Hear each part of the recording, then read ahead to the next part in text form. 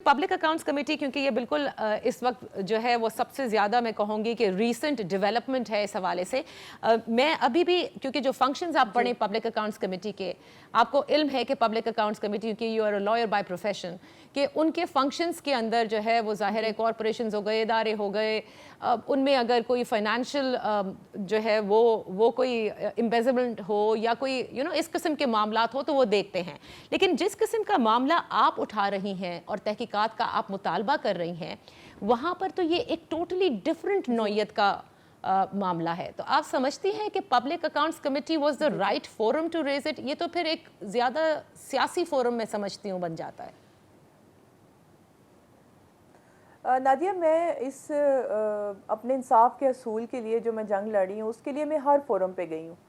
मैंने कोई फोरम मेरा नहीं ख्याल छोड़ा है, और ये भी उसी एक कड़ी का हिस्सा है कि मुझे इसमें उन्होंने लास्ट टाइम जो है और केसेस भी उठाए इसमें पब्लिक अकाउंट्स कमेटी में, तो मुझे एक दो दफ़ा पहले भी कहा गया कि आप इसमें जाएं।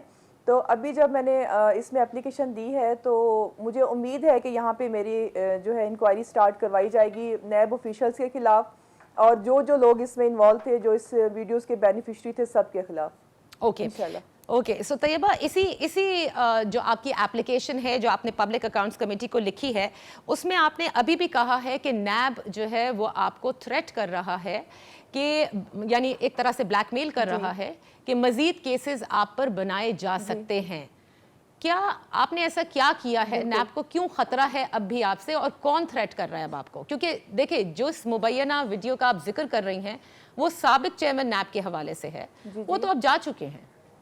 जी जी जी मैडम, मुझे अभी भी मुझे ख़तरा है, मुझे लाइव थ्रेट्स दिए जा रहे हैं, मुझे डिफरेंट तरीक़ों से तंग किया जा रहा है। और मेरा ख्याल है कि जो पंजाब पुलिस है, स्पेशली चिन्योट की पुलिस, तो इसी मकसद के लिए इस्तेमाल होती है कि लोगों को विक्टिमाइजेशन करने के लिए।